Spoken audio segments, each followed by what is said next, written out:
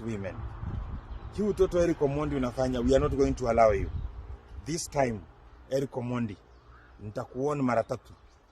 Na after hiyo, tutakuombea na mambo mbaya itafanyika. Hata, unajua kuna hii nyumba mahali wanafanyia hii usharati yao ule Mkenya atajitolea aende achome hiyo nyumba. 1,100. Hi guys, how are you doing? I hope you are doing well. Thank you so much for tuning in. It's your girl Kami. So Eric Omondi's wife material saga is bringing a lot of controversy and drama on social media, and one of the people that is even causing more drama is Ringtone, gospel musician Ringtone.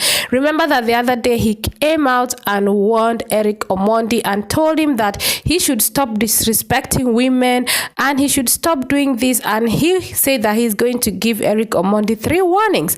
So now today he came out again and said that the Eric Omondi wife material house should be brought down. He said that whoever is going to burn the house is going to be gifted Kenya shillings 100,000. So you guys, I don't know what is going on, but this is what Ringtone said. So I want you to listen and hear what Ringtone had to say about Eric Omondi's wife materials house.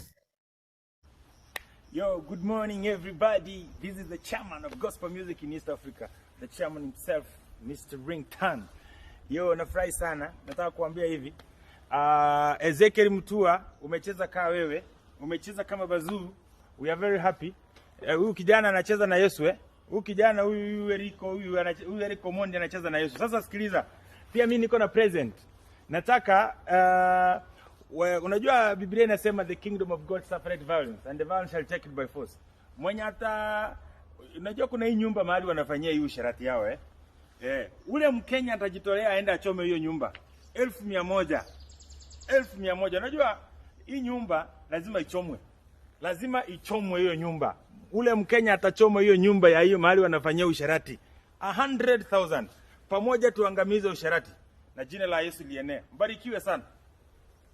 Guys, you've heard from Ringtone. I don't know what is wrong with Ringtone. Actually, now he calls himself the chairman of gospel music, and what is coming out from his mouth is, I don't even know what to say. So he said that the house should be brought down and he's going to give people 100,000 Kenya shillings. So I don't know. He said that Eric Omondi is playing with Jesus. Like, seriously, is that how? I don't know. He calls himself a gospel musician, but to me, the whole thing, the whole clip, whatever he's doing, whether he's looking for followers or whether he wants to be trending, I don't even know, because whatever he is saying and doing, all in the name of fighting for Jesus, it doesn't even make sense. It doesn't make sense. Anyway, guys, I don't know what you think about the whole situation. Let me know in the comment section. Please don't forget to subscribe, turn on the notification bell so you don't miss any of my videos.